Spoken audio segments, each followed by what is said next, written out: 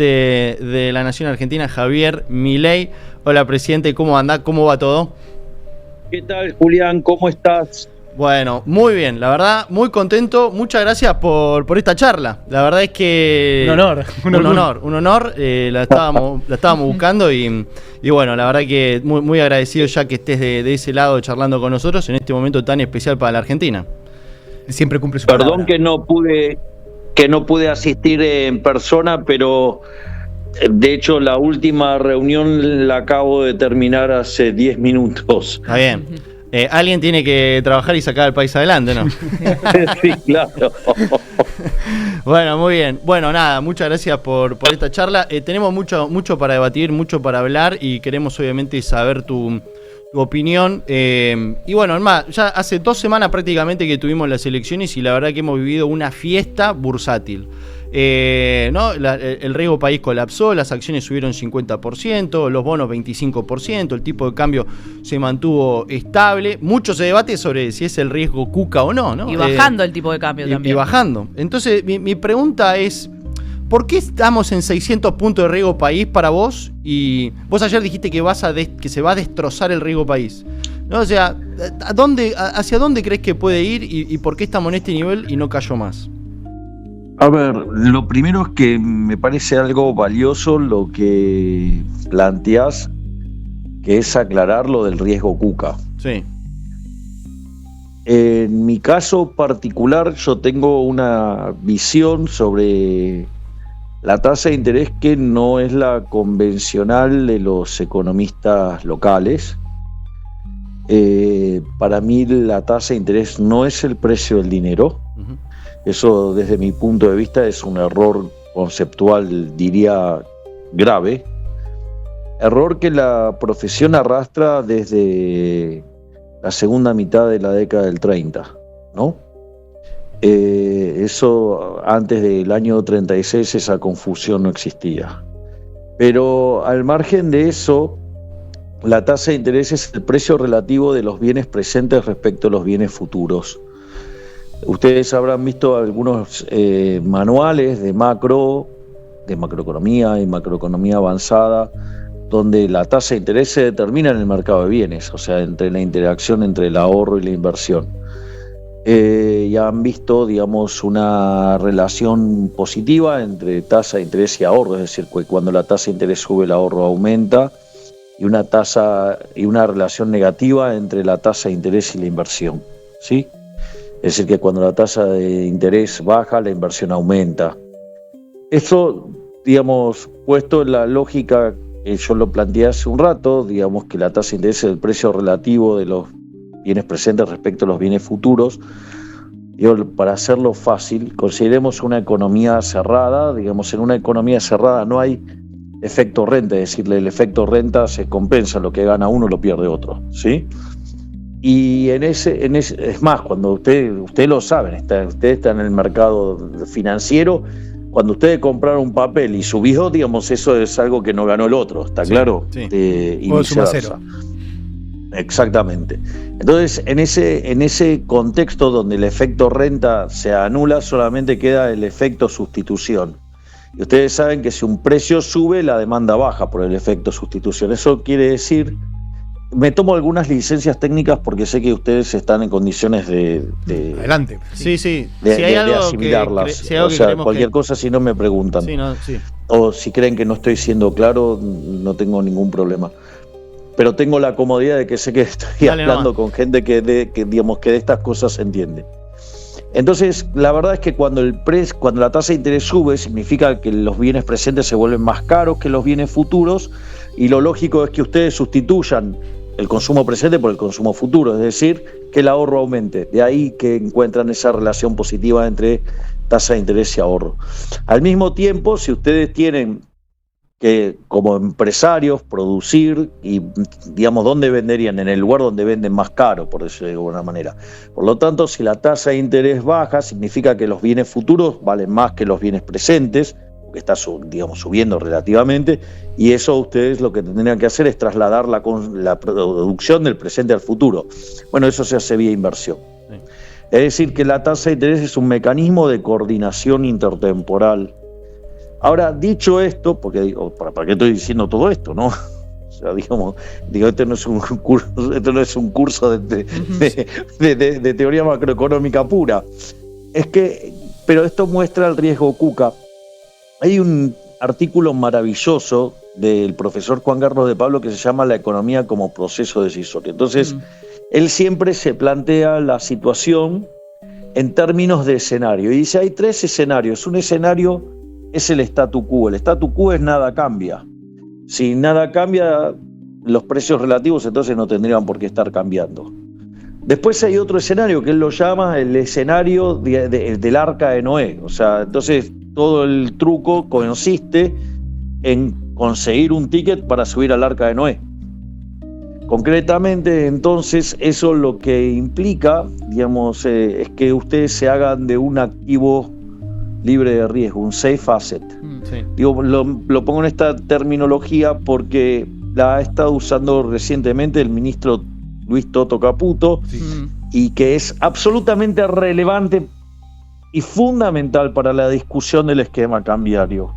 Entonces es la forma en la cual ustedes sobreviven al diluvio universal es comprando activos libres de riesgos. En Argentina ese activo es el dólar. El dólar. Y la otra situación que también es digamos, el tercer escenario que uno se puede plantear es el modelo del fin del mundo. Si hay fin del mundo, ¿cuánto estarían consumiendo, digamos, o sea, después de muertos? 0, no existe. 0, exacto. Si la lógica del kirchnerismo fue un peronismo reloaded que ha hecho de combatir el capital, es consumirse el capital al extremo, no hay, digamos, escenario de futuro. Si el escenario no es futuro, el precio de los bienes futuros, ¿cuánto es? 0. Por ende, la tasa de interés tiende a infinito. Por lo tanto, cuando hablábamos del riesgo Kuka era eso.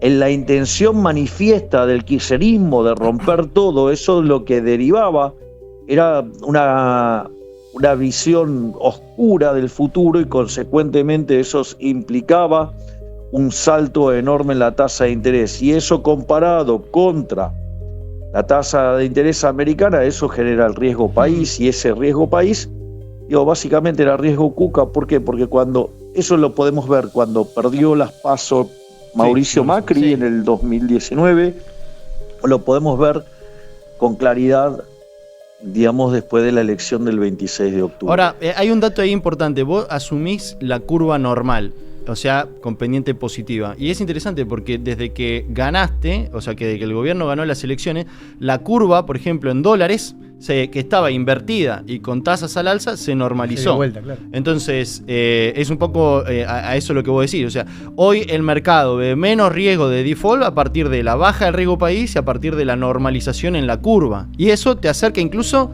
a la posibilidad de volver a los mercados internacionales de deuda.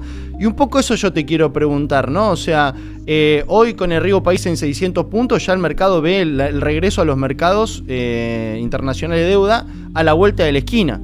¿Qué tan cerca estamos para vos? Porque vencen en enero 4.300 millones de dólares. ¿Qué tan cerca estamos de eso, de lograrlo? Y, digamos, ¿tenés un target específico de riesgo país? A ver, el punto es el siguiente. Acá lo importante es que nosotros vamos a cumplir con nuestras obligaciones y lo vamos a hacer a rajatabla como hemos hecho antes. Esto nosotros lo venimos, o sea, nosotros cuando dicen este gobierno no acumula reservas, nosotros compramos 30.000 millones de dólares de reservas. El tema es que también pagamos cash la deuda, ¿no? Claro. Es decir, la deuda en Argentina, desde que nosotros asumimos, bajó en 50.000 millones de dólares. Entonces, la realidad es que si ustedes se fijan, hay un montón de colocaciones privadas que se están haciendo, con lo cual Argentina ya está en condiciones de tener acceso al mercado de capitales. No solo eso, sino que además yo creo que en la medida que en el Congreso se aprueben básicamente el presupuesto, que se instala como política de Estado, digamos, el déficit cero, eso hace que la relación deuda-producto sea no creciente. Consecuentemente, eso implica que de cara al futuro, Argentina es solvente intertemporalmente, por ende, digamos, tarde o temprano la tasa de interés, o sea, va a colapsar por caída del riesgo país, con lo cual eso inexorablemente va a ocurrir. Lo que pasa es que no hay que, digamos, o sea, los tiempos del mercado son los tiempos del mercado.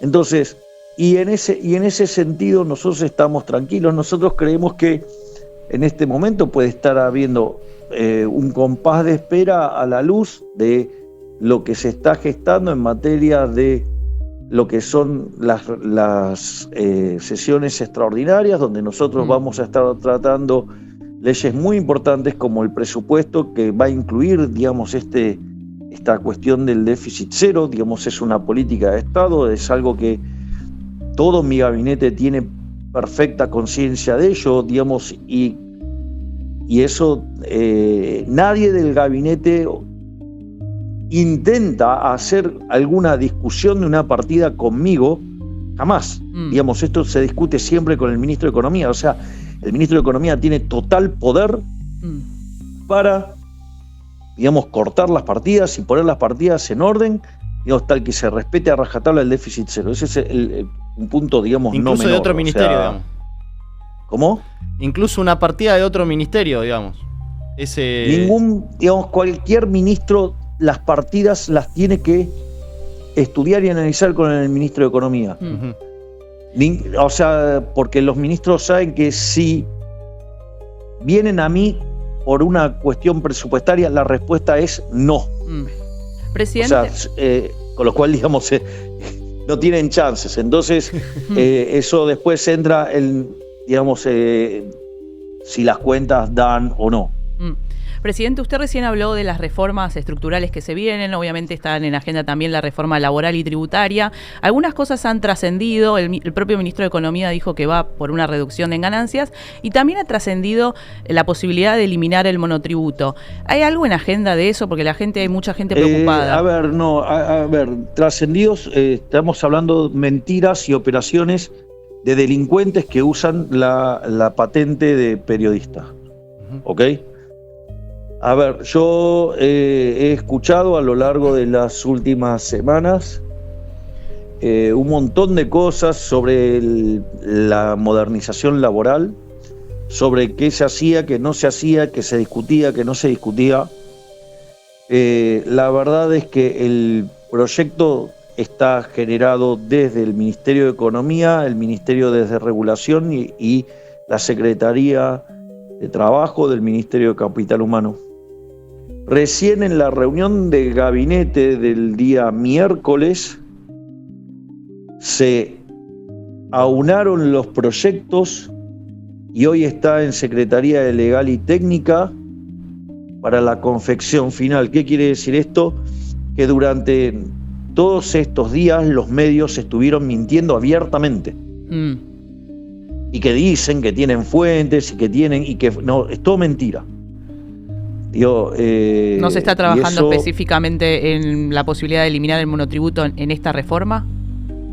Eso, digamos, están trabajando los equipos y eso corresponde a la reforma tributaria y la relación que guarda con las reformas que se hagan y la parte de la modernización laboral. Y entonces, de vuelta, bajen un poco la ansiedad. Los proyectos van a estar cuando tengan que estar. Es decir, y no se enganchen en las mentiras de periodistas mentirosos. Bien, sí. Es decir, les estoy contando que el día miércoles están consolidando los proyectos que en este momento, digamos, está siendo trabajado, digamos, por la Secretaría de Legal y Técnica. Entonces, esperen que entren los proyectos. O sea, y le estoy diciendo, básicamente por dónde va. Y digamos, y lo del monotributo, es una mentira, digamos, también inventada por los medios para generar ruido. Sí. Es decir, digamos, ustedes tienen que entender, digamos, que los medios son enemigos del gobierno, abiertamente, porque le cortamos la pauta publicitaria. Entonces no tienen ningún tipo de problema de decir las mentiras y aberraciones que se les ocurra con tal de, digamos, ensuciar al gobierno y ensuciar y calumniar e injuriar a personas que estamos en el gobierno. Por lo tanto, de vuelta, están hablando con la principal fuente. Entonces a mí no me vengan con lo que dicen los mentirosos de los periodistas. Tal cual. Perfecto. Desmentido entonces. De orden, nada más. Desmentido entonces. Presidente, tras la conferencia de esta semana del ministro Caputo, quedó en claro que el objetivo del Tesoro es recuperar el rollover de deuda para poder extender los vencimientos de capital en el mercado. Yo creo que eso va a suceder bastante rápido. Estamos con una baja considerable de riesgo país, probablemente quizás a fin de año o al principio del año que viene. Y en paralelo el Banco Central va a remonetizar la base monetaria con compra de dólares al mercado. La pregunta que creo que se hace el mercado es ¿cuál va a ser el mix de estas dos cosas? ¿Por qué? Me imagino que cuando Argentina logre salir a los mercados, lo más probable es que le ofrezca mucho más monto de que el del inicial que hace falta rolear. Entonces la pregunta del millón es, ¿qué harán ahí ustedes? ¿Aprovecharán y tomarán esos dólares extras de eventualmente y recapitalizarán el central? ¿O van a hacerlo por separado, cada una por su camino? A ver, vamos por partes porque es un planteo muy inteligente el que estás haciendo. En primer lugar,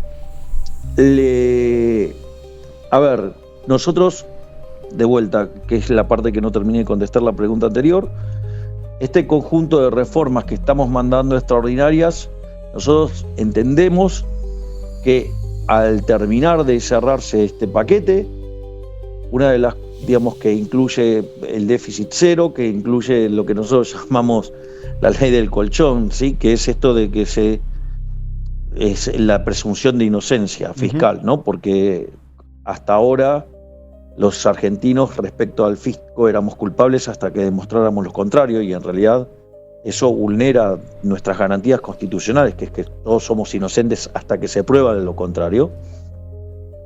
Pero además nosotros estamos enviando, digamos, la modernización laboral y estamos enviando, digamos, la reforma tributaria, y lo que estamos también enviando son el código, las reformas del Código Penal para actualizar las penas. Entonces, nosotros creemos que eso va a implicar un impacto muy importante sobre el riesgo país, y eso va a permitir que además nos podamos financiar a tasas sustancialmente más bajas. De hecho, hoy compañías están colocando deuda al 8,5 para ponerlo en promedio. A 10, 12 años. A 12 años es un récord histórico. Estamos en récord de volumen y de plazos. Por eso, entonces nosotros creemos que no vamos a tener ningún tipo de problemas para rolear la deuda. Recuerden que nosotros no tomamos deuda nueva porque nosotros tenemos equilibrio financiero, por lo tanto, digamos, solamente se rolea deuda. Y una de las cosas que uno no solo que va a bajar tasa, estirar plazos, ¿sí? Sino que además, tal como señaló, digamos, Fernando, ¿sí? Lo que es muy probable que nosotros tengamos sobre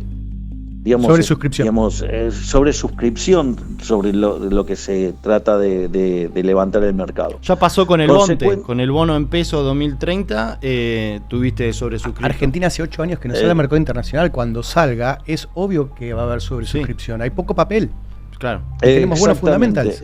Bueno, de hecho, para ponerlo en términos estrictamente técnicos, Argentina tiene la relación deuda de mercado contra el producto es 25%, y la que es en dólar de ese son 13 puntos del PBI. O sea, nada, es una cargada, por decirlo de alguna manera. Realmente poco, sí. Déficit cero.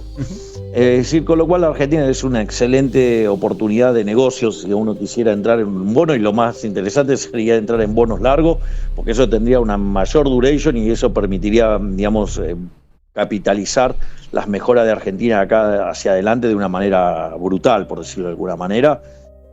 Pero más allá de, digamos, de estas condiciones que Argentina ofrece, en caso de haber suscripciones, una de las cosas que nosotros podemos hacer es hacer lo mismo que hicimos con el caso de el acuerdo con el fondo, que es que el Tesoro tome esa deuda y cancele deuda que tiene con el Banco Central, de modo que sigamos capitalizando al Banco Central.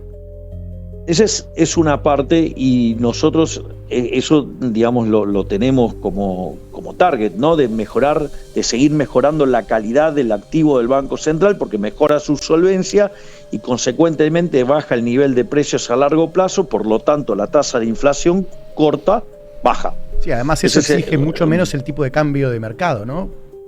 Sí, digamos, de eso después lo podemos discutir también, pero obviamente digo que le bajas la nominalidad a la economía, entonces, digamos, te baja toda la nominalidad, digamos, y dado que los activos financieros, digamos, son activos cuyo precio se refleja casi de manera instantánea, un activo, digamos, como el dólar te va a caer muy rápido. Sí, es cierto. Ahora hay otro elemento más que para mí también es relevante, que es el hecho de... porque me sacaste ese tema. No, la pregunta era, perdón. Claro, digamos... ¿Cuál era el mix entre tomar esos dólares extras o tema no? de la monetización. A ver, yo les voy a pasar algunas cuestiones que nosotros miramos y que son desde nuestro punto de vista, son de una importancia sustantiva. Cuando ustedes miran el pasivo del Banco Central, ya sea el no remunerado, base monetaria, y el remunerado, ese número, por ejemplo, cuando Sturzenegger fue presidente del Banco Central, llegó a 120.000 millones de dólares.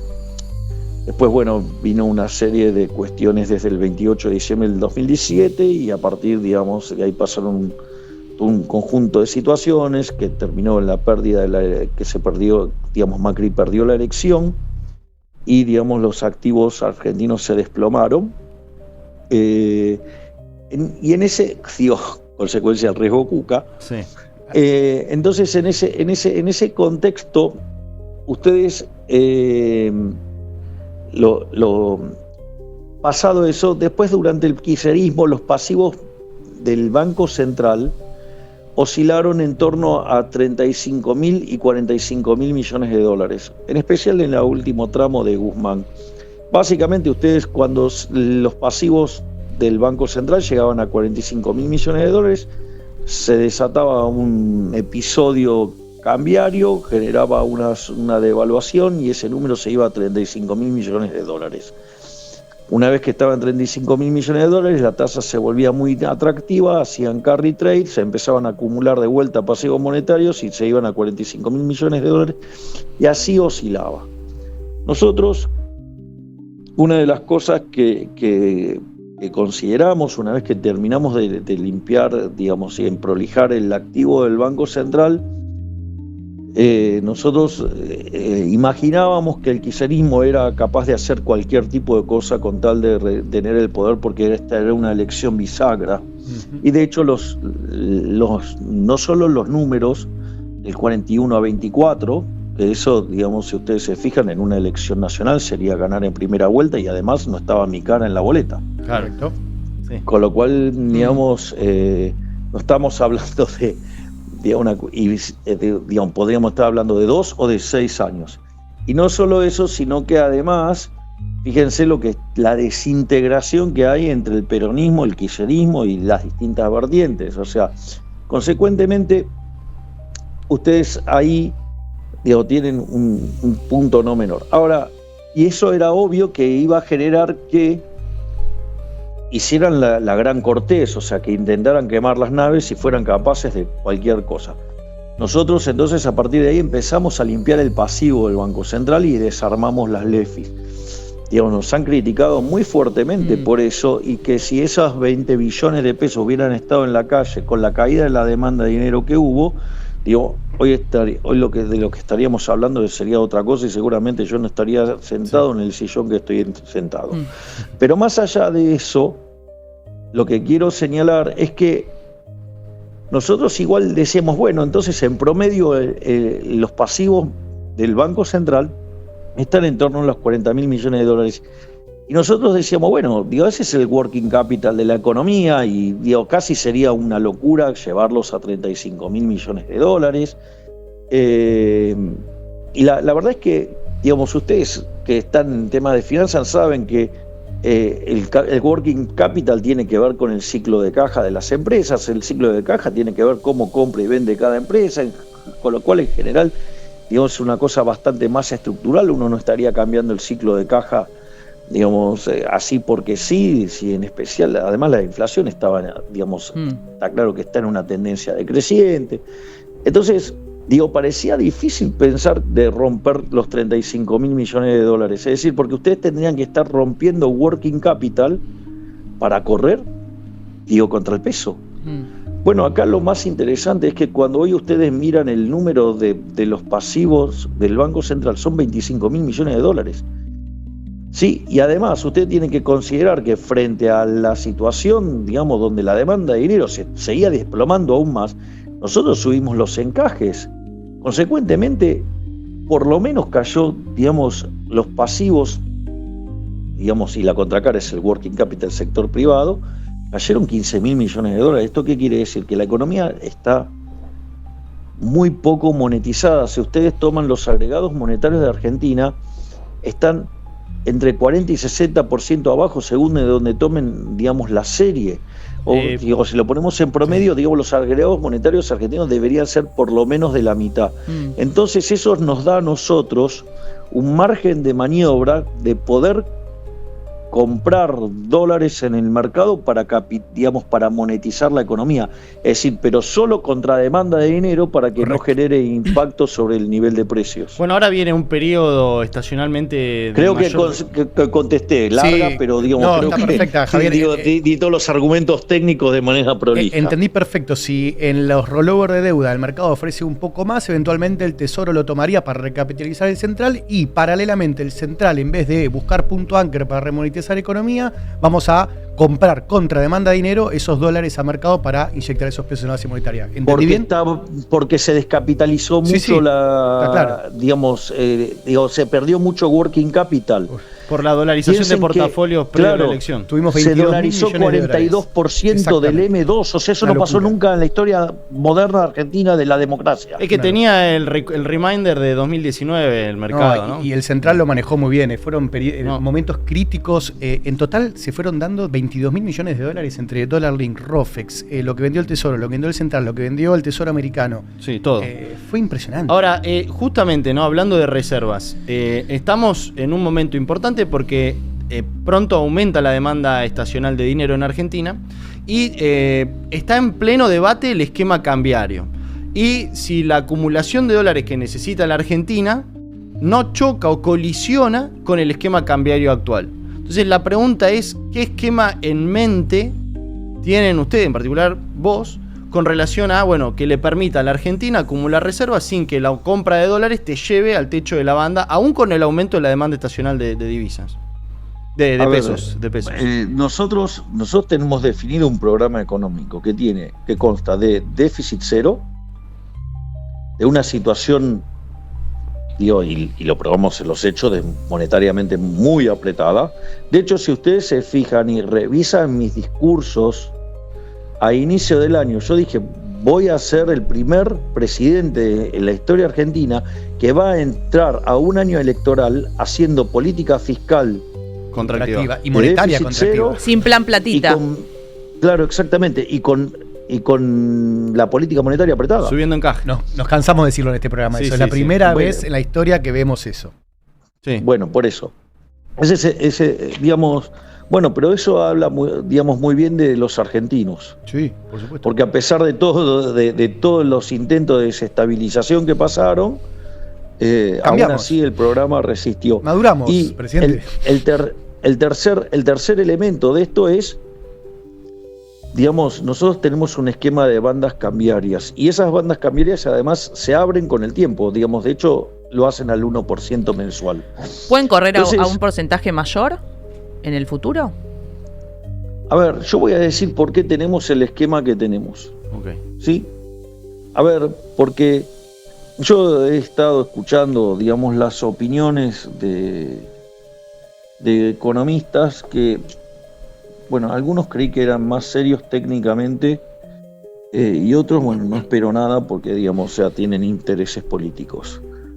Pero al margen de eso, lo primero que hay que entender, el motivo por el cual nosotros trabajamos con bandas cambiarias, tiene que ver con el mecanismo de formación de expectativas.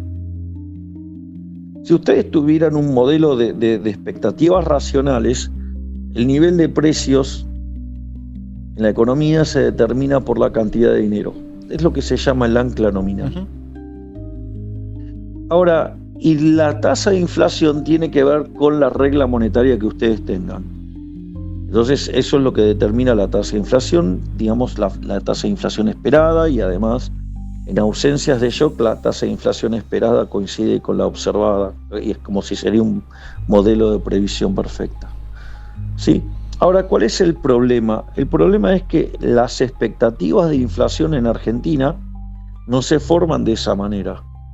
Y ustedes, cuando el modelo no mapea con la realidad, no se pueden enojar con la realidad, tienen que entender cómo funciona la realidad, o sea, tienen que pensar bajo la lógica cómo toman decisiones los agentes. La realidad es que los agentes suelen mirar para, digamos, formar sus expectativas acerca del nivel de precios, el tipo de cambio. Sí, claro.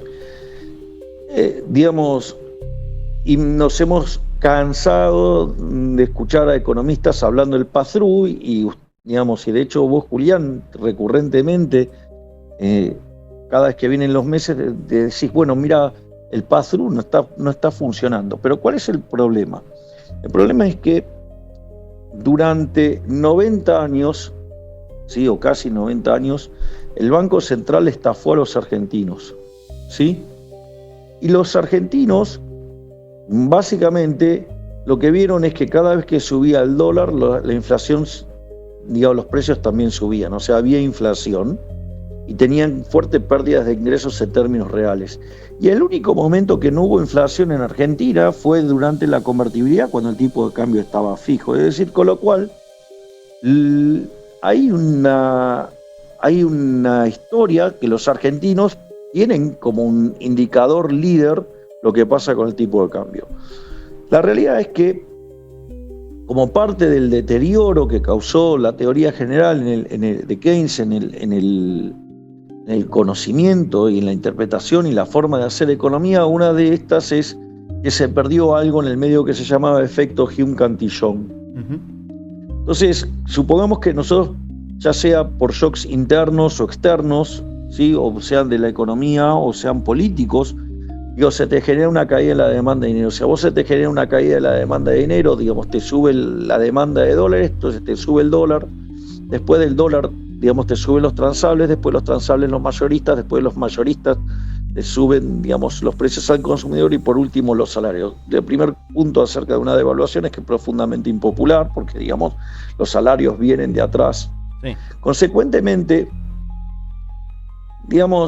eso vos podrías tener que este proceso de exceso de oferta en el mercado de dinero puede pasar por distintas cuestiones o lo que sea el exceso de oferta o de demanda en el mercado de divisas. Suponete que vos tuvieras, una pérdida de los términos de intercambio. Tu mercado de divisas estaría más apretado y la moneda extranjera tendría a subir. Pero si eso sube y los agentes siguen demandando lo mismo, inexorablemente van a tener que demandar menos de otros bienes, los precios van a bajar y ahí tendrías un problema inflacionario.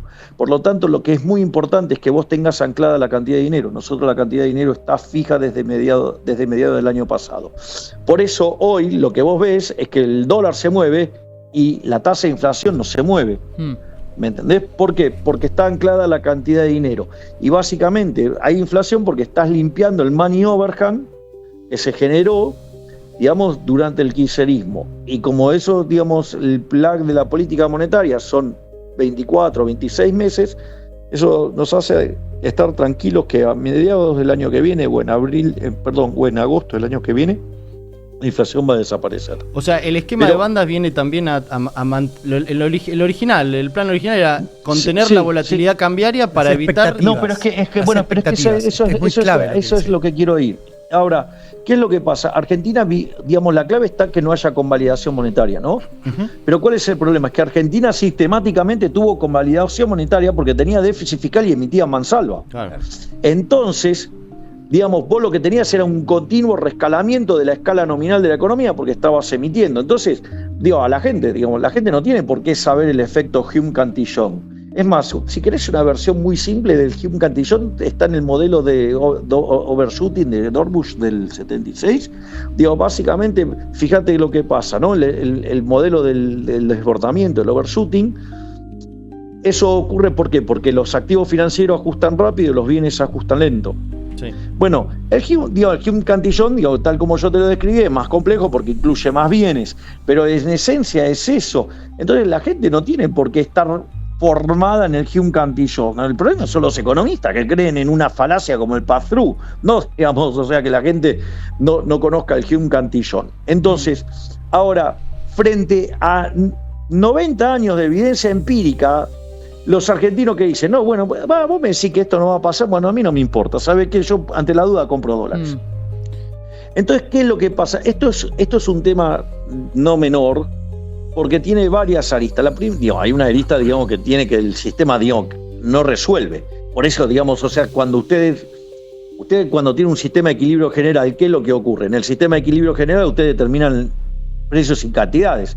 O sea, no, digamos, o si tomaran las cantidades de dadas, le va a dar los precios. ¿Cuál es el problema? Ustedes tendrían ahora un precio determinando otros precios, lo cual, digamos, se dan cuenta que es un problema de circularidad matemática. Digo, la consecuencia real es que ¿qué pasa? Que genera una descoordinación enorme y la actividad, digamos, cae. Ustedes van a mirar el tercer trimestre, la economía argentina sufrió, y claro, digamos, con semejante descoordinación, digamos, esa sería la interpretación. Consecuentemente, nosotros necesitamos que continúe el proceso de learning de los individuos, que entiendan que lo que importa es que la cantidad de dinero, digamos, para mirar la inflación y no el dólar. Ahora, mientras que eso no ocurre, nosotros tenemos que mirar otras cuestiones. Entonces, si nosotros le metemos volatilidad al dólar, ¿cuál es el problema de meterle volatilidad al dólar?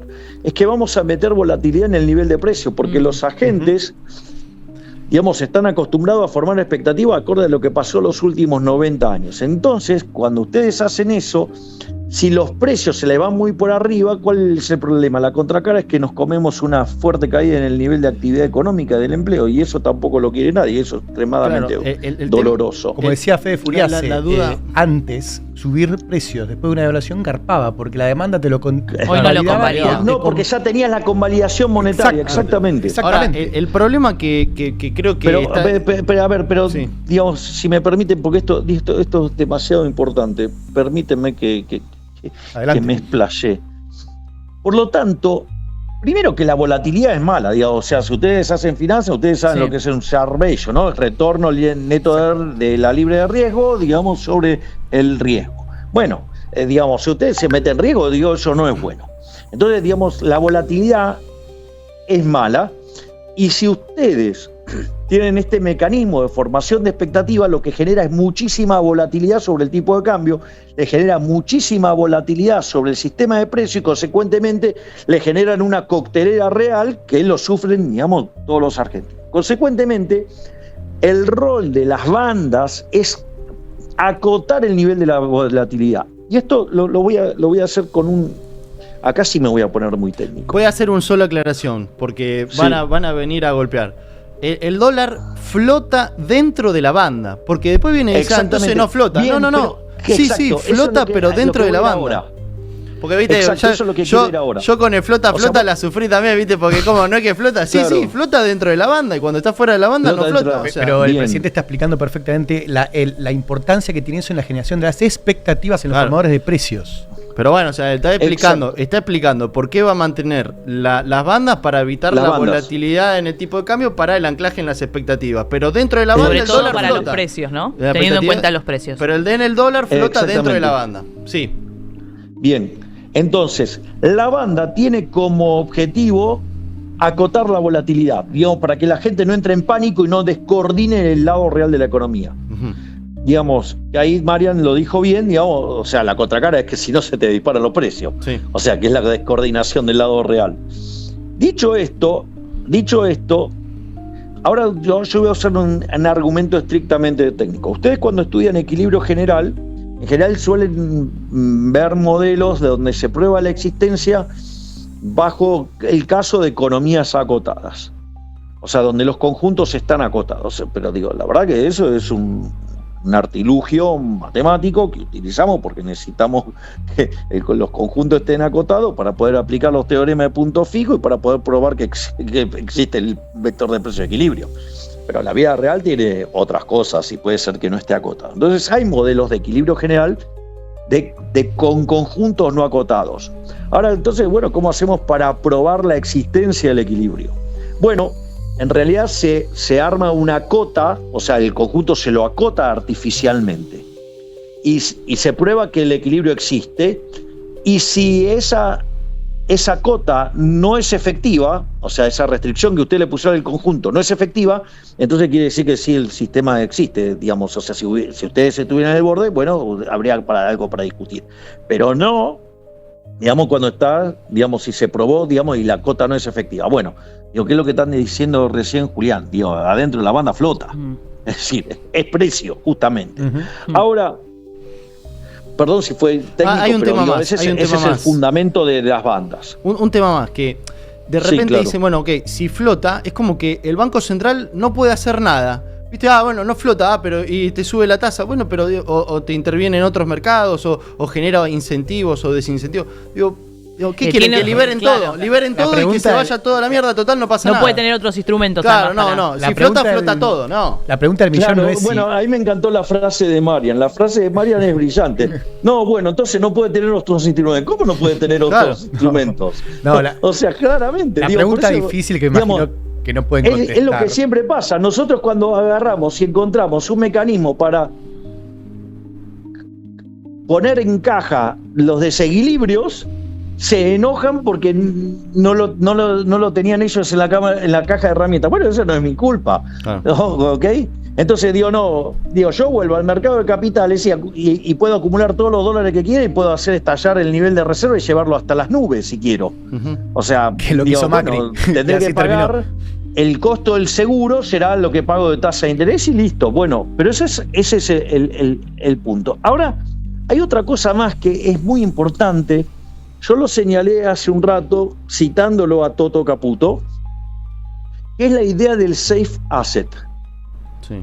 Cuando ustedes tienen una situación crítica, por ejemplo en Estados Unidos, pasan algunas cosas. La primera es que, se sale de los activos riesgosos y se va y se compra el T-bill, ¿sí? Sí. O sea, el título corto.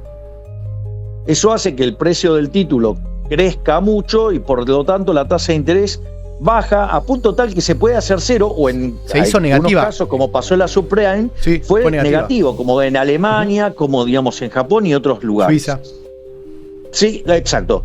Y eso hace que les aumente la demanda de dinero y les genere la deflación. Claro. Pero igual trabaja como un buffer, es decir, como un colchón, que la tasa de interés baja y en ese contexto, digamos, la actividad no sufre tanto, por decirlo de alguna manera. Entonces, cuando ustedes tienen mercados financieros muy desarrollados, completos y profundos, tomemos nota de profundos, entonces casi que, tienen una suerte de estabilizador automático. Ahora, ¿cuál es el problema en Argentina? Que el safe asset, ¿cuál es? Es el dólar. Entonces, ustedes, en lugar de ir a comprar títulos públicos, ¿qué hacen? Venden títulos públicos. Al vender los títulos públicos, cae el precio de los títulos públicos, la tasa de interés sube. Y además le cae la demanda de dinero. Por lo tanto, toda la demanda de pesos cae y van al dólar, y eso le genera que suba el dólar. Si ustedes además tienen un mecanismo de formación de expectativas que no sigue la lógica de expectativas racionales, sino que tiene que ver con la experiencia que han acumulado los argentinos a lo largo de 90 años de un banco central impresentable, bueno, entonces ustedes se encuentran con una coctelera enorme que genera una volatilidad enorme y el daño que produce sobre el sector real es monstruoso.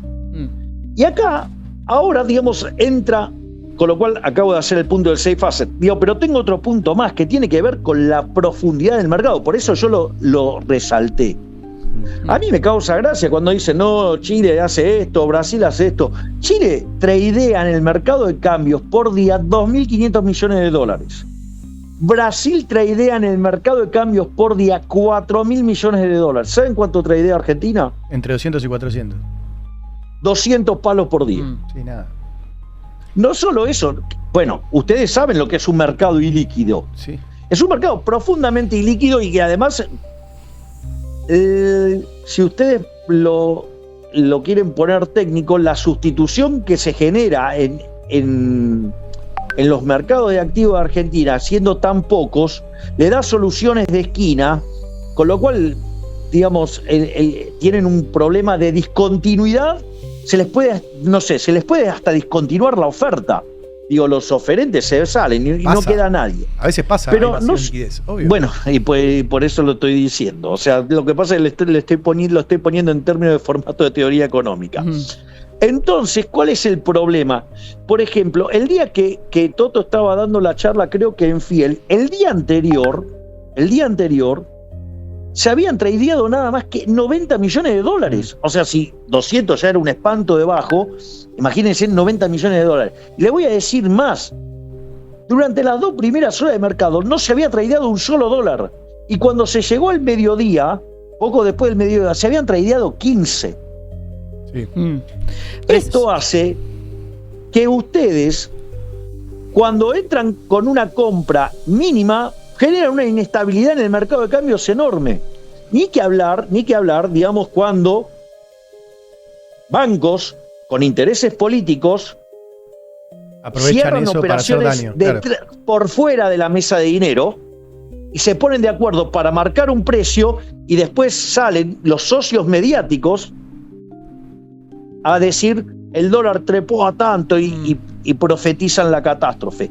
Con el mecanismo de formación de expectativas, digamos, eso es un problema. Entonces, yo sinceramente, estos que proponen, digamos, o sea, que hablan de libre votación, tan ligeros de cuerpo, la verdad que a mí me sorprenden. Yo no sé si lo hacen porque son pésimos técnicamente o porque tienen malas intenciones en lo político y quieren romper todo. O sea, yo no descarto nada. Te hago una pregunta en función de eso, porque sí, el debate está en realidad en el esquema cambiario que le permita a la Argentina acumular dólar. Entonces, ¿cuáles van a ser la vía de acumulación de dólares en un entorno donde, bueno, va a venir pronto la liquidación fuerte del agro?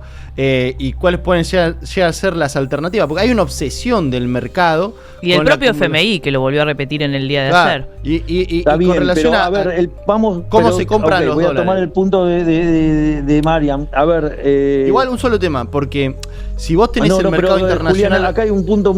¿Por qué menciona el caso del Fondo Monetario Internacional? Está simulado en el caso de que Argentina no hace rollover de la deuda. Claro, eso iba a decir, que hoy tenés el riesgo país que te permite volver a los mercados. Claro, entonces si yo hago rollover de la deuda, digamos, ese mecanismo de acumulación de reservas no tiene sentido de ser, por decirlo de alguna manera. Dejás de perder por ese lado de la cuenta financiera.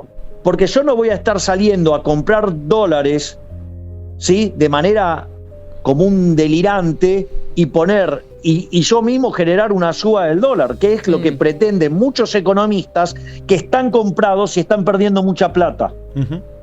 ¿Sí?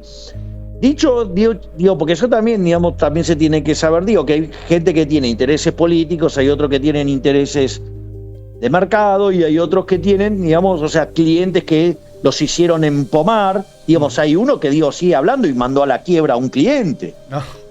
¿No? Digo, y fue muy conocido el caso.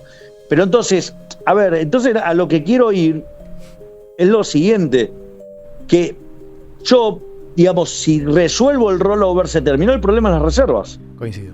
Pero además, yo puedo capitalizar el Banco Central de la manera que lo hicimos con el acuerdo con el Fondo Monetario Internacional. Y no solo eso, sino que además, dado lo bajo que son los agregados monetarios en Argentina, que por lo menos deberían estar al doble del nivel que están, consecuentemente tengo muchísimo para crecer en acumulación de reservas contra demanda de dinero. La pregunta ahí, presidente, es cuando uno se fija otros planes exitosos, muy similares al que está siguiendo Argentina ahora, por ejemplo el caso de Chile o Israel en el 85, que arrancaron con un tipo de cambio, un crawling peg, como teníamos hasta abril de este año, y después hicieron esquema de bandas. En los dos casos fueron ajustando esas bandas, o movieron los niveles o acomodaron la divergencia. La pregunta...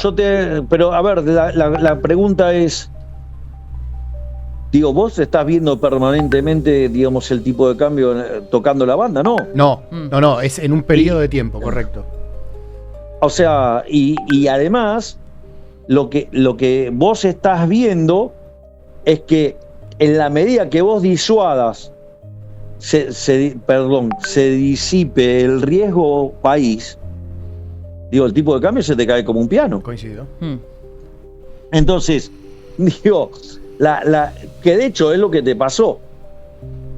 Digo, Lo que va a seguir pasando entonces, probablemente en los próximos meses.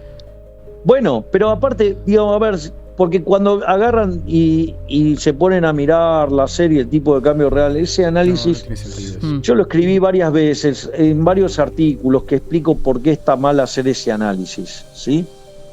Digo, vayan y vean mis artículos, porque digo, hasta casi diría que me aburro de mí mismo de escucharme, digo, repetir, digo, por qué el análisis del tipo de cambio real y que hacen está mal, porque aparte, digamos, o sea, es como que, digo, ¿quién les dijo cuál es el equilibrio?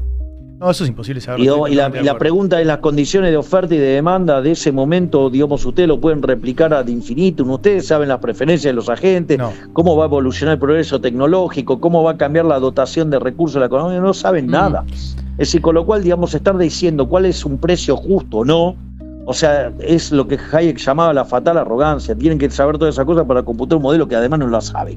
O sea, porque para eso tendrían que ser omniscientes, omnipresentes y omnipotentes. Pero podemos usar otros indicadores. Digo, una de las cosas que yo puedo decir es lo siguiente. Por ejemplo, ustedes van a... ¿En qué caso vieron en el mundo que ustedes tengan un tipo de cambio apreciado y tengan récord de cantidades exportadas en la serie histórica? No existe eso. Pero te van a correr con el dólar tengo... turismo. Te van a correr con el dólar turismo ahí. Y te van a decir. Pero de vuelta. Tengo récord de cantidades exportadas en todos los sectores. La pregunta ahí es. No mapea, pero no solo eso no mapea. Es decir, cuando yo miro, por ejemplo, el tipo de cambio que tenía Macri cuando abrió el cepo y nadie dijo nada. Bueno, es un tipo de cambio de 1250. Cuando yo miro la convertibilidad, porque hay alguien que defiende tanto y todo, digo, que cuando tenía la convertibilidad, el tipo de cambio de equivalente de hoy es menos de 800 pesos. Y además con la característica de que nosotros encima tenemos superávit fiscal.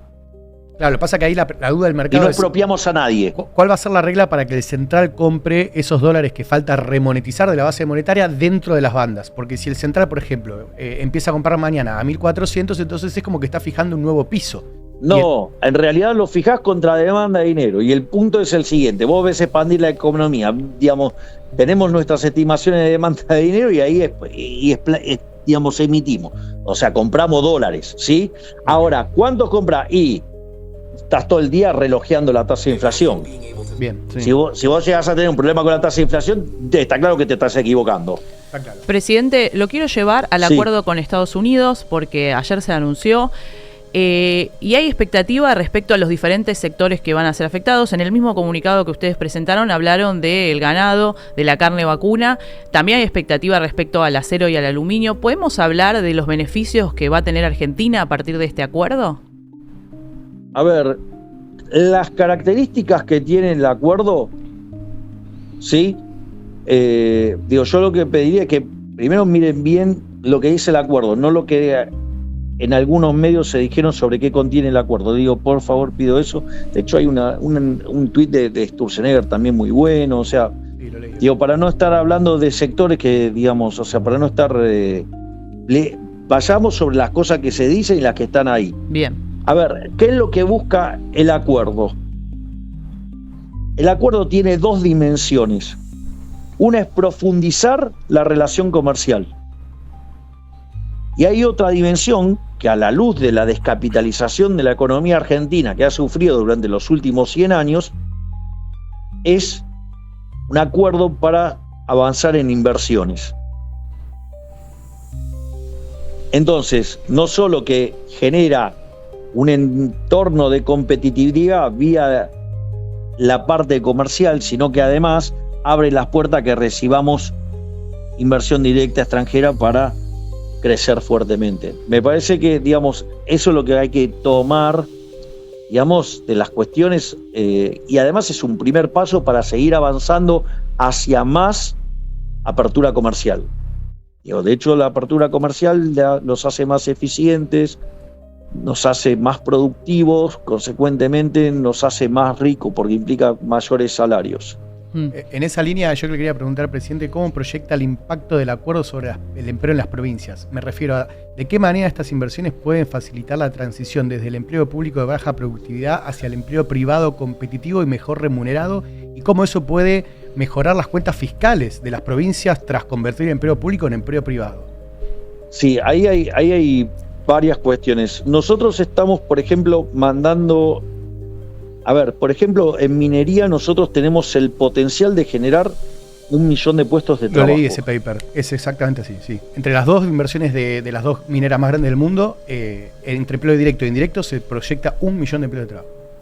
Bueno, entonces, a ver, pero esas no son las únicas inversiones que estamos haciendo, ¿no? O sea, hay proyectos ya por 100.000 millones de dólares, hay RIGIs aprobados por 25.000 millones de dólares, hay pendiente de aprobación 25.000 millones de dólares más, están los 30.000 millones de dólares de YPF-ENI y los 25.000 millones de dólares de OpenAI, sí. ¿ok?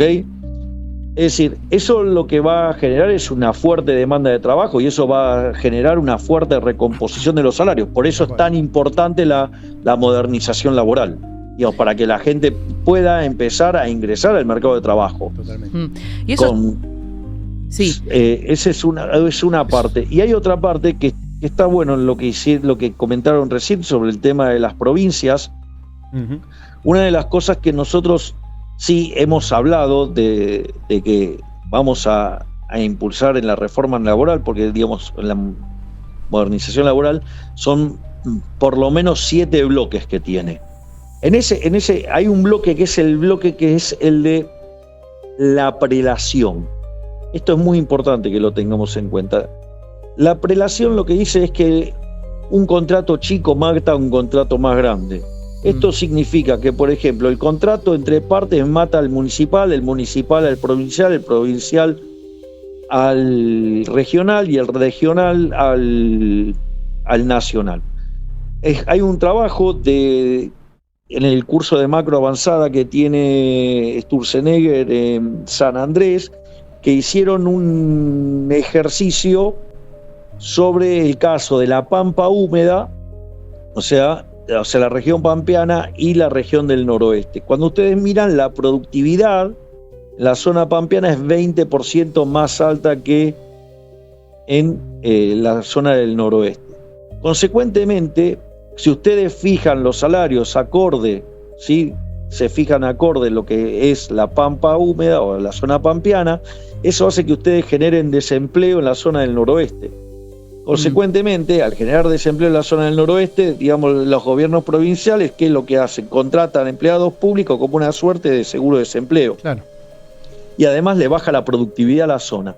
Cuando ustedes liberan esta relación, o sea, esto que se llama prelación, ¿qué pasaría? Ahí ustedes van a fijar los salarios de la zona de pampeana, acorde a la productividad en la zona pampeana, y los salarios del noroeste van a estar acorde a la productividad del noroeste. Eso va a generar un incremento en el empleo formal privado del 17%. Eso va a permitir no solo que les paguen salarios más altos, sino que va a permitir liberarle recursos a los fiscos provinciales y van a poder dedicarse, digamos, a las tareas que tienen asignadas las provincias, que es el tema de la seguridad, que es el tema de la educación y que es el tema de la salud. Y además bajar impuestos. Entonces, y además pueden bajar impuestos si quieren. O sea, entonces, y eso además motiva el crecimiento. Y una de las cosas que también que quedó acá en el aire es que nosotros vamos a mandar la ley de periglaciares, que no es algo que se nos ocurrió a nosotros, se le ocurrió a Alfredo Cornejo, y es que las provincias determinen cuál es la zona periglaciar. Porque eso, digamos, la contracara de eso es que van a poder hacer proyectos. Primero, digamos que es bien federal, ¿no? Digo, que cada provincia determine la zona periglaciar y al mismo tiempo, digamos, o sea, que haya una lluvia de inversiones enormes. Claro. Entonces, si ustedes se fijan, está todo diseñado para maximizar el crecimiento y minimizar la volatilidad. Te van a decir que estás vendiendo a Argentina, ¿eh? Vienen por el y líquido. Hay que venderlo a Argentina. Te está diciendo que estás vendiendo no sé qué. Estás vendiendo, no sé, las montañas de Argentina, estás diciendo. Presidente, hablando justamente del empleo en las provincias y ahora los gobernadores tendrían que acompañar en estas reformas, también porque pueden ser, y esto lo decía un banco, esta semana estuvimos hablando también con bancos de inversión, que decían, las más beneficiadas van a ser las provincias también, si se va adelante con la reforma laboral y tributaria. Es absolutamente así, ¿eh? De hecho, a ver, una de las cosas que que expliqué cuando tuve la reunión con los gobernadores y que también lo expliqué, pero en más detalle y con una visión más abocada hacia los inversores, en la conferencia que di ayer en Corrientes, que yo presento a Argentina como un caso de negocio. Entonces, cuando ustedes miran, digamos, ustedes que saben de finanzas se lo puedo decir, digamos, vieron que hay dos grandes libros en valuación de empresa, ¿no? Digo, está el Damodaran Valuation y está el Valuation de Copland. ¿No? Digo, que la gente de McKinsey, ¿cómo arranca el valuation de Copland? Dice, cash is king, ¿no? O sea, la caja es el rey. Bueno, ok. Digo, entonces, ¿de qué? A ver, el flujo de fondos. A ver, ¿de qué depende? El flujo de fondos, el valor, ¿no? Depende de que haya flujo de fondos, depende de que, la tasa de interés, digamos, de la tasa de interés, de los impuestos y del crecimiento. Cuando yo miro flujo de fondos, ¿tengo sectores para que crezca la Argentina? Ahí sí, tiene. En la minería tiene lo que es el cobre. Digamos, podríamos multiplicar por 12 veces y medias nuestras exportaciones de cobre si hiciéramos lo mismo que hace Chile. Tenemos el oro, tenemos el litio, tenemos tierras raras. Bueno, ok, tenemos un montón para crecer en la minería. Tenemos toda la parte con vaca muerta de oil and gas. Además de todos los negocios que van a aparecer en paralelo, por ejemplo, digamos, hay fuerte interés en todo lo que es el negocio ferroviario para poder sacar la mercadería que se genera por el Atlántico. No solo eso, sino que además, como nosotros, digamos, tenemos digamos, lo que es el campo argentino, tenemos lo que es, digamos, todo lo que es, ya sea por la agricultura, por la ganadería, y además tenemos toda la cuestión nuclear, sí, que tiene que ver con el uranio, pero además, o sea, Argentina se reinsertó en el grupo de importantes en esta cuestión, y es no solo por el desarrollo de los SMR, sino que además como elemento para proveer energía barata y en zonas frías para los data centers de inteligencia artificial, que además la inteligencia artificial va a ser como una suerte de la fábrica de alfileres de Adam Smith, pero versión siglo XXI, como un potenciador de acelerar el crecimiento económico. No solo eso, entonces, digamos, estamos destruyendo el riesgo país, consecuentemente la tasa de interés baja, estamos destruyendo la inflación, con lo cual la distorsión en el funcionamiento del sistema de precios va a reducirse y consecuentemente eso tiene un efecto, por ejemplo, de once for all, ¿sí? Digamos, en el de capital per cápita.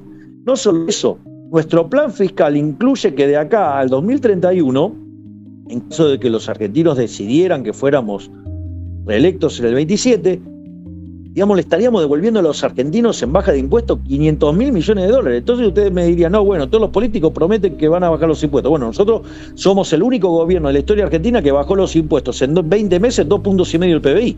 Digo, eso no lo hizo nadie. O sea, nosotros lo hicimos, bajamos 20 impuestos, o sea, o quitamos otros impuestos. Tenemos pensado sacar 20 más porque son muy distorsivos y que generan poca recaudación.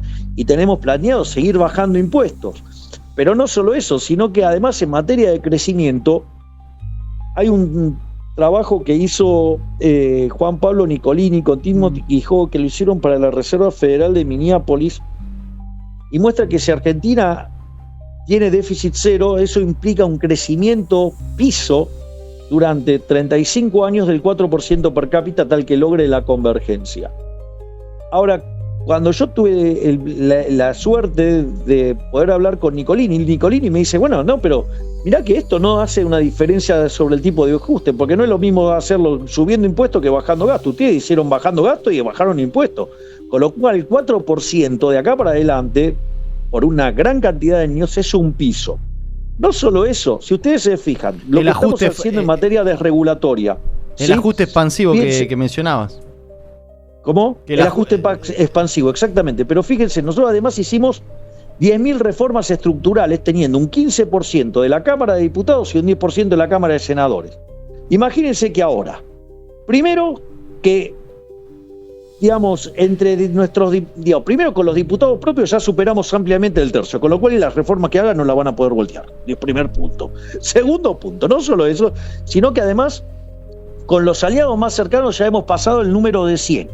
Además, los kirchneristas ya están abajo de 90.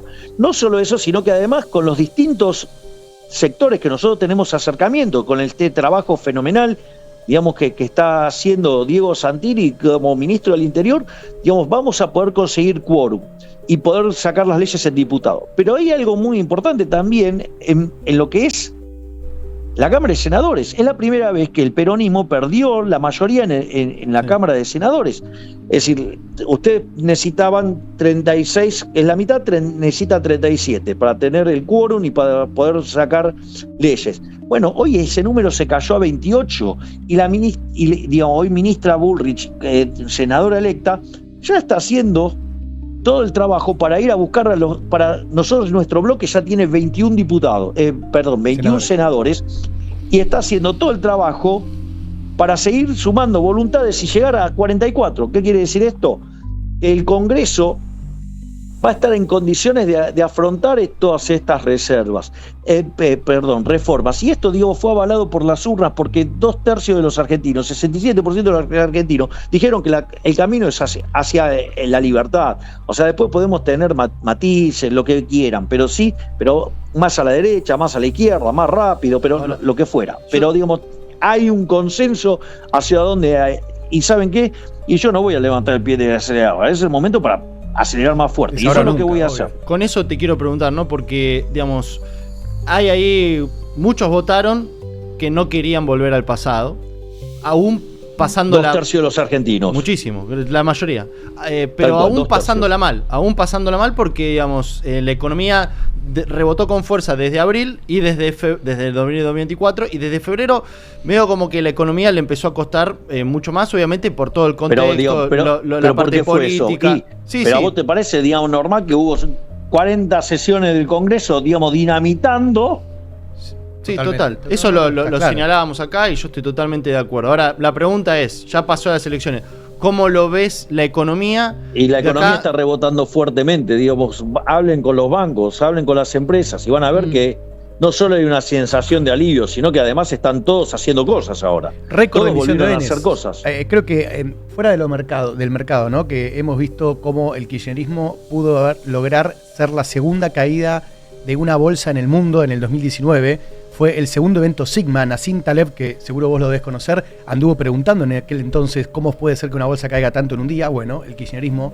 Y cómo en el 27 de octubre fue la tercera suba más grande de la historia, también de un mercado.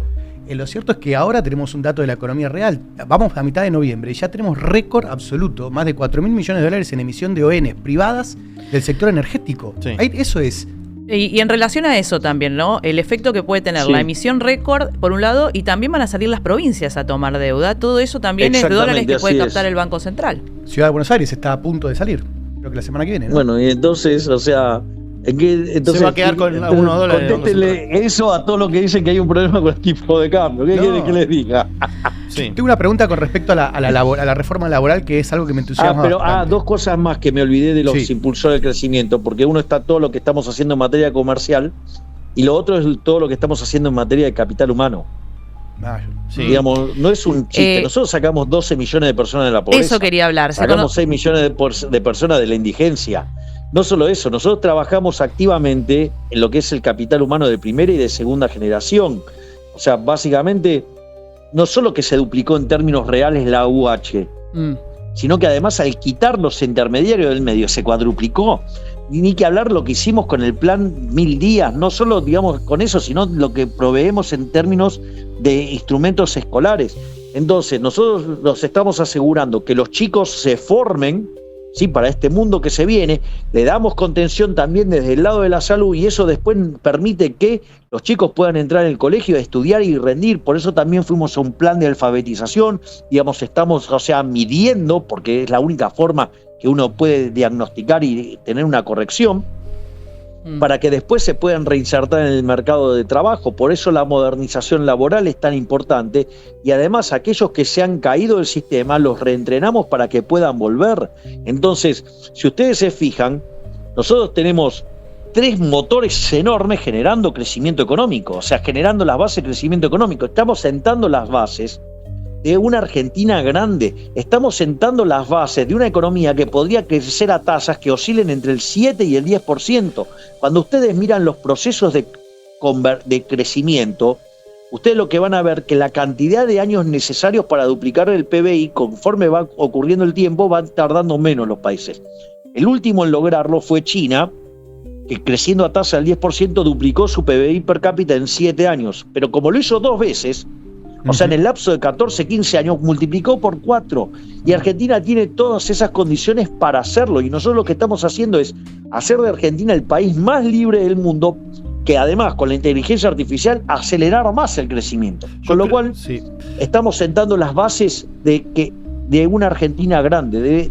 Cuando digo Argentina va a ser grande nuevamente, estamos haciendo grande a Argentina nuevamente. Y el punto bisagra fue el 26 de octubre del 2025, donde la gente decidió no volver al pasado y abrazar la idea de la libertad. Y la única forma en la cual yo voy, o sea, si hay algo que me caracteriza es que todo lo que digo lo cumplo. O sea, yo digo lo que pienso y hago lo que digo, y además mis promesas las cumplo, porque nuestro track record es, ya cumplimos todas las promesas de campaña. Hay delivery. Pero, sí, señor. Claro, sí, exactamente, hay delivery. Pero lo más interesante es que ahora, digamos, con este aval que nos dieron las urnas, digamos, nosotros estamos totalmente involucrados en acelerar las reformas. Eso requiere claramente el acuerdos políticos. Yo acá incluso y bueno, estamos laburando en eso también, ¿no? Claro, yo una de las cosas que dije acá es que yo creo que si la economía argentina llega a 2027 con un crecimiento, extinguís el kirchnerismo y este resultado que tuvimos hace 2 semanas es fácilmente replicable e incluso superable. Pero yo creo que una de las cosas que hablábamos acá es que al gobierno, desde mi punto de vista, le serviría en cuanto a lo político actuar como si hubiese perdido y no como si hubiese ganado. En el sentido de que, en cuanto a, yo creo que el mensaje de la elección de la provincia de Buenos Aires, que a mi juicio les vino bárbaro al gobierno, es... Yo lo dije, fue una bendición. Fue una bendición. Tener que rearmar todas las piezas y terminamos haciendo la mejor elección de medio término desde el regreso a la democracia. Hay gente que no quiere volver al pasado, y que también quiere prosperar, ¿no? Y eso implica, bueno, digamos, no digo girar extremadamente al centro, pero sí girar al centro y actuar como si hubiesen perdido en cuanto a los acuerdos. Yo estoy convencido de que nosotros estamos haciendo acuerdos, pero nosotros, o sea, entendemos que la forma de crecer es abrazando las ideas de la libertad. El consenso como un medio y no como un fin, dijo el presidente, lo cual me parece una frase espectacular. Ese es exacto, es un medio, no un fin. Totalmente de acuerdo. Si no, volvemos al pasado, de la mesa, grande, los consensos y el tongo y la todo moderación. Lo que ya sabemos. Presidente, usted habló recién también del dato de la pobreza. Mismo UNICEF esta semana dio a conocer un informe en el cual marcó la caída de la pobreza al 31% en hogares con niños, desde el 48%, y ni hablar cuando veíamos 2022, también 2023 por abajo, y también muchos indicadores buenos, pero datos del Banco Central y también este informe de UNICEF marca la preocupación por el endeudamiento de las familias. ¿Cómo lo ve usted? ¿Es algo que le preocupa? ¿Es algo que tiene que ver con el aumento del crédito que hubo también en los últimos tiempos? La tasa. A ver, eso vamos a ponerlo seriamente. Argentina, nosotros cuando llegamos al gobierno había crédito al sector privado no financiero 4 puntos del PBI. Hoy es 9. En el resto del mundo, ese número, ¿sí? El crédito al sector privado no financiero en el país de Latinoamérica que menos tiene entre 60 y 80. Digamos, toda esa hipótesis fue impulsada desde un medio que tampoco me quiere mucho, un medio muy corrupto que no me quiere mucho, que estafó a los tenedores de bonos, digamos, modificando 2 leyes, ¿sí? Y que que va a tener que explicar en algún momento, digamos, la alianza con los políticos para, digamos, voltear un gobierno. Entonces, de vuelta, es lo mismo que me digas, no, está aumentando la morosidad. Y sí, si antes no había crédito, ahora vas a tener crédito y morosidad tenés también.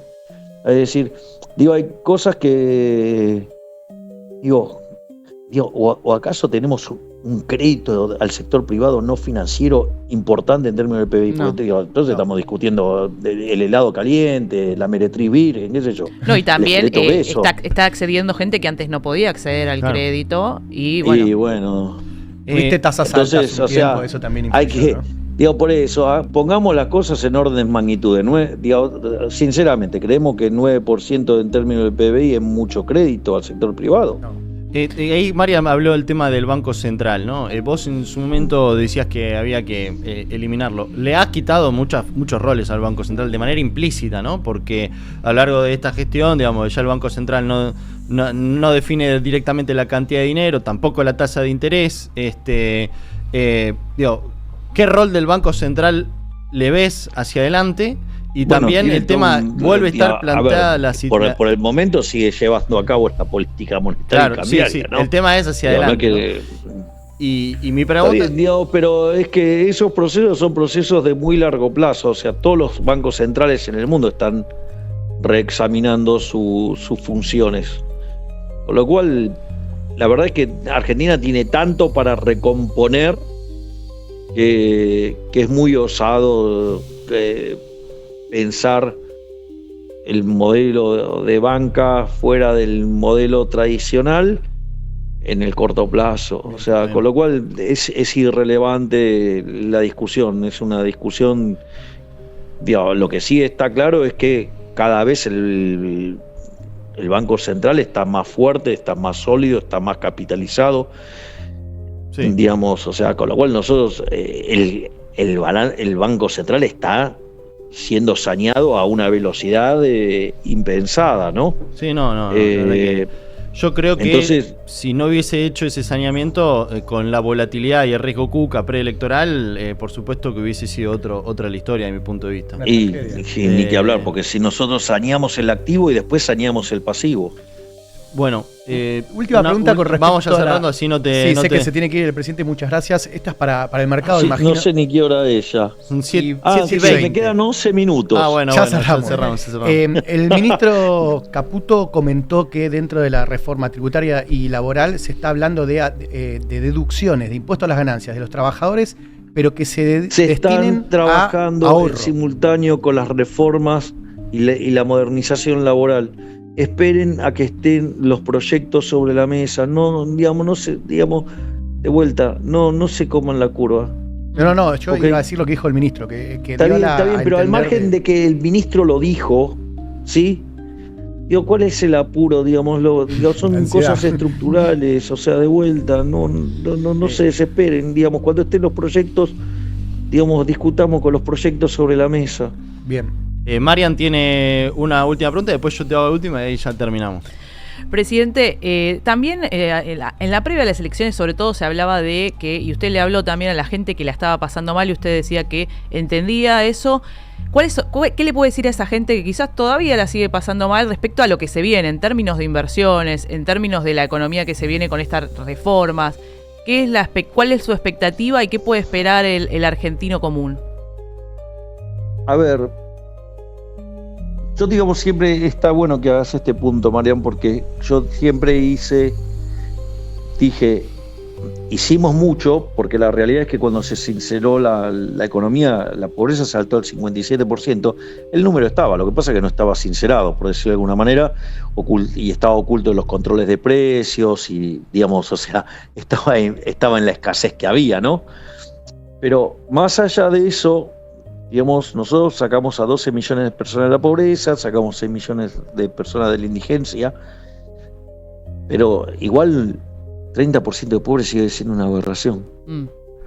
Ahora, la única forma que descubrió el mundo de sacar gente de la pobreza es con crecimiento económico.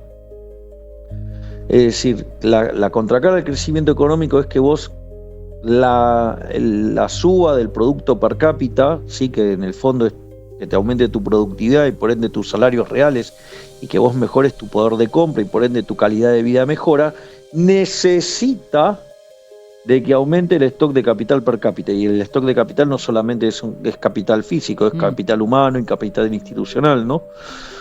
En ese sentido, en la medida que a vos tu stock de capital per cápita sube, entonces, sos más productivo y como consecuencia de ello, los salarios reales son más altos y el nivel de vida, la calidad de vida de las personas mejora. Ahora, para que eso pase, para que vos puedas acumular capital per cápita, lo que vos necesitas es invertir. Ahora vos solamente invertís en tanto y en cuanto te respetan los derechos de propiedad y tenés oportunidad de inversión. Argentina, después de 100 años de haber perdido la brújula, claramente se descapitalizó y tiene oportunidades de inversión enormes. O sea, si ustedes los quieren medir, los proyectos en Argentina tienen un ROIC, o sea, el retorno sobre el capital invertido, absolutamente enorme comparado contra el WACC, ¿sí? El costo promedio ponderado del capital. Eso hace que los proyectos tengan un EVA enorme y por lo tanto hay oportunidades de inversión enormes, ¿sí? Eleva el valor económico añadido, o sea, digo, la cuasi renta, si ustedes quieren decirlo en otros términos. Consecuentemente, ahora, eso está, lo que vos necesitas es respetar los derechos de propiedad. O sea, entonces, por eso, si ustedes se fijan, nosotros hacemos mucho hincapié en la definición de liberalismo, y cuando definimos liberalismo, digamos, hacemos mucho énfasis sobre el derecho a la vida, la libertad y a la propiedad. La libertad también, digamos, es un tema menor, digamos, porque las regulaciones también juegan el mismo rol que un impuesto, ¿no? Porque si suponete que tenés, no sé, tu negocio, Marian, es, no sé, alquilar oficinas, y viene, digamos, un ignorante, por decirlo de manera educada, y pone una ley de control de alquileres, y a vos te rompió el negocio.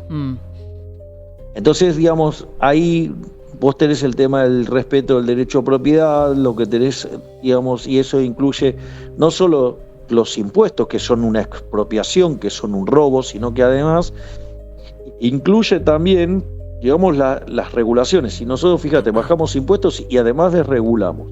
Ahora, ¿te alcanza con el tema de la inversión? No, porque vos la inversión la tenés que financiar.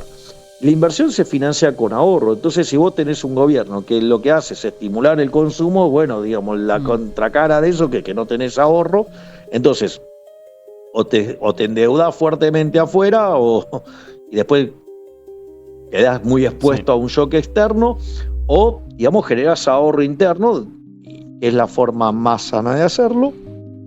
Y de esa manera, eso no quiere decir que vos no puedas tener déficit de cuenta corriente porque tenés un boom de inversión, digo, porque todos los países que crecieron mucho, además, generaron eso. Lo que vos tenés que fijarte si la cuenta corriente, digamos, si generas déficit es por inversión privada, digo que ese es el caso sano, o por déficit fiscal, ¿no? Digo que ese es el caso que no termina bien. Ahora, dicho esto, vos también, digamos, el ahorro, digamos, fíjate que lo que nosotros hicimos fue devolverle 15 puntos del PBI al sector privado, ¿no? Porque nosotros hicimos un ajuste de 15 puntos en el sentido de, o le sacamos el impuesto inflacionario también. Entonces, a lo que voy es que cuando vos mirás eso, nosotros estamos encaminando la economía para que vuelva a crecer y que además lo haga fuertemente, y que ahora entonces, lo que yo te puedo decir es que el crecimiento económico es lo que va a hacer grande a la Argentina nuevamente, y eso es lo que va a sacar gente de la pobreza y haga que esté mejor. No hay atajos sobre eso. Ahora, por ejemplo, entonces en 10 años nos podemos parecer a España, en 20 años nos podemos parecer a Alemania, en 30 a Estados Unidos y en 40 ser la primer potencia mundial. Ahora, si nuestra apuesta, además, por la inteligencia artificial, es lo que nosotros creemos que es la nueva fábrica de alfileres, pero en el siglo XXI, ¿qué es lo que ocurre? Vos podrías achicar los periodos a la mitad, entonces nos podemos parecer a España en 5 años, a Alemania en 10, a Estados Unidos en 15, 20, digamos, o ser una primera potencia mundial entre 20 y 25 años. Bueno, es decir, lo que hay que saber es que no hay magia. Sí, tal cual. Para cerrar, y justamente con esto mismo, yo la última pregunta que tenía dentro de esta entrevista, y ya te súper agradezco por todo este tiempo que nos dedicaste, la verdad que estamos muy contentos. Sí. Todavía no llegó mi próxima reunión, les aviso. Seguimos hasta que nos... Tenés 4 minutos, Juan. Mirá, la última vez que te entrevisté en vivo fue en 2022. Y en la radio estábamos. Tengo una agenda un poquito. No es un reclamo. Pero te voy a decir por qué te lo digo. Digamos, o sea. Te lo digo porque exigida. En esa entrevista vos dijiste algo que a mí me quedó muy grabado. Y vos en carrera presidencial, vos me dijiste si yo soy presidente, Argentina va a ser investment grade. Seguramente, quizás te lo acordás o no. Pero me lo dijiste, lo tengo ahí grabado. Pero es uno de mis objetivos. ¿Vamos a ser investment grade? Trabajo denodadamente para que Argentina sea investment grade y de esa manera pulverizar definitivamente el riesgo país, bajar la tasa de interés y maximizar el proceso de acumulación de capital per cápita para que los argentinos sean los más ricos del planeta. O sea, para eso trabajo, porque eso es la contracara de que suban los salarios y que además caigan los pobres, que caigan los indigentes y que todos tengamos el país que creo que merecemos tener. Tal cual. Bueno, presidente, ¿qué le puedo decir? Muchísimas gracias. Gracias por esta charla. Entusiasta, pero espero haber sumado. Por supuesto, con un montón de definiciones. Por supuesto, un montón de. Y pido perdón si a veces me apasiono y hablo sobre la potencial pregunta que se podría hacer. Pero hay temas que, imagínense que yo tengo todo el tablero en la cabeza, entonces a veces cuando me hacen las preguntas en el medio necesito terminar de explicar para que quede todo el tablero, porque si ustedes se fijan voy completando todo el tablero. Sí. Tratamos de entrar un ratito en la cabeza esa porque es impresionante, ¿no? De todas las definiciones.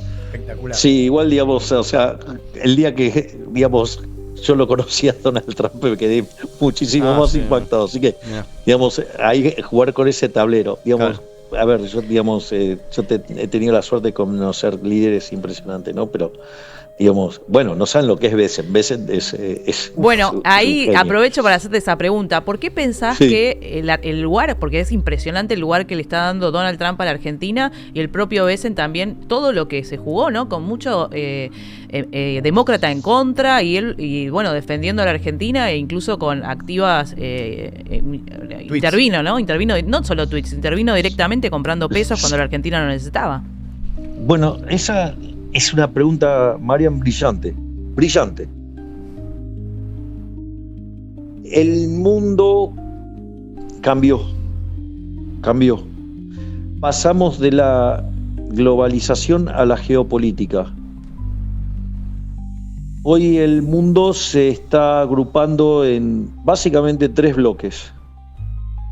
Un bloque es América, otro bloque es China, y los países que van hacia China, Rusia y el resto, digamos, con todas las cuestiones que entraña la Unión Europea, que son bastante complicadas y que requerirían varios programas en sí mismo.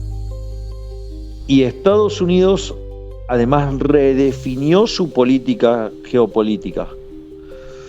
Antes la política de Estados Unidos era: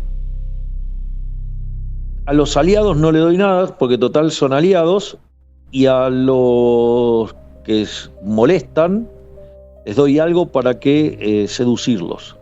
Con lo cual generaba un incentivo perverso, donde el incentivo que tenían los distintos populistas era, digamos, promover ideas antiamericanas, porque básicamente digamos, les garpaba. Bueno, eso digamos, con Donald Trump, digamos, y yo creo que tiene que ver mucho la visión de su ministro, digamos, su secretario de Estado, que es también un crack, que es Marco Rubio. Dijo: no, esto no funciona así, lo que hay que hacer es alinear los incentivos, o sea, premio a los amigos y a los que no son amigos, nada. Eso es un tema no menor. Y lo otro que también es sorprendente, porque cuando ustedes están sentados con ellos, todos respiran batalla cultural. Es decir, yo lo puedo creer de Marco Rubio porque lo conozco de antes. De hecho, Marco a mí me vino a saludar cuando fui presidente, y de hecho me trajo una taza libertaria con el león y el Viva la Libertad, carajo, para que la firme y todo. Porque él es hijo de cubanos, ¿no? Presidente. Claro, exacto. Él entiende a la perfección la batalla cultural, la lleva en la sangre.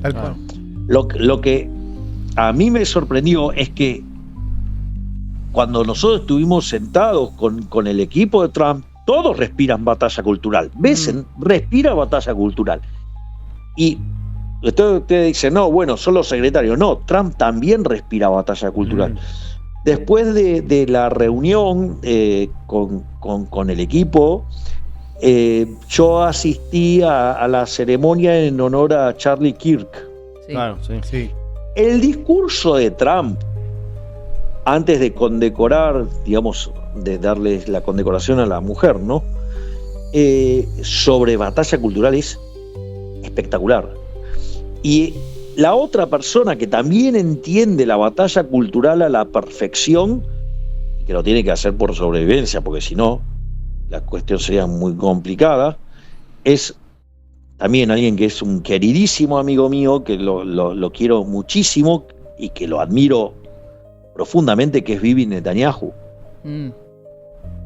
Es decir, y es más, yo creo que la humanidad debería estar agradecida a Netanyahu porque es el bastión de Occidente. La primera línea de defensa, ¿no? Sí, pero digo, Israel es el bastión de Occidente.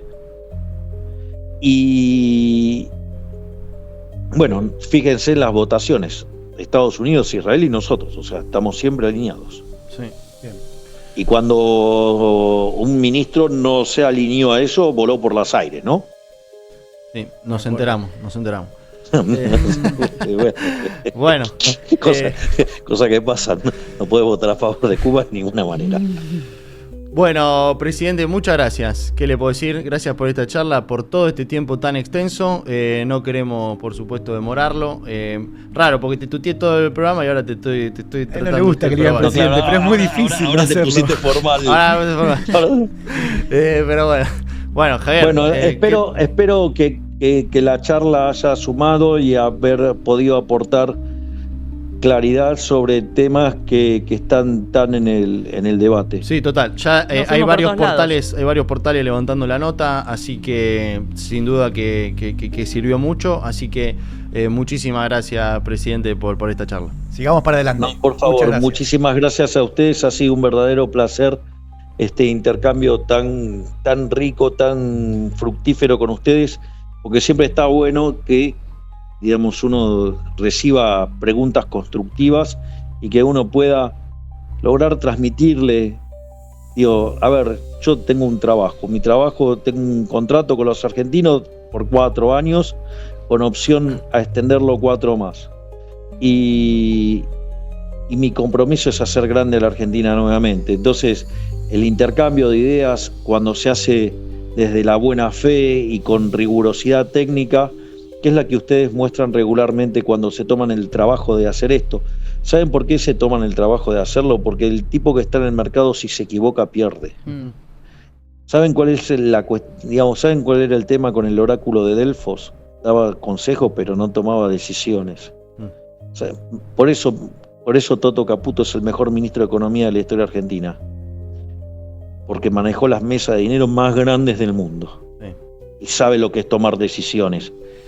Y además es una persona de todo el equipo, ¿no? De una humildad enorme. Porque cuando ustedes están en el mercado, ustedes saben que un día pueden ganar y un día pueden perder. Pero lo que tienen que hacer es ser constante y trabajar todos los días. Y esa es la característica de todo el equipo de gobierno, y digamos, en el Ministerio de Economía más aún, no solo que son personas brillantes, sino que además son gente muy trabajadora y gente con mucho oficio de mercado. Bueno, están vos, Javier, y todo el equipo económico, por supuesto, siempre las puertas abiertas acá en Aftermarket en Neura para charlar y debatir la actualidad y qué es lo que puede pasar con el mercado y el futuro macro en Argentina. Así que acá estamos preparados para eso, siempre desde el punto de vista siempre económico. Defendimos al equipo económico, sobre todo más, este año que fue tan difícil. Una frase que usaba en mis presentaciones sobre singularidad. No sabemos cómo será el futuro, lo único que sabemos es que será mucho mejor y Argentina va a ser grande nuevamente. Bueno, muchas gracias. Muchas gracias, Javier, un gran abrazo. Hasta luego. Gracias a ustedes, gracias. Chau, chau.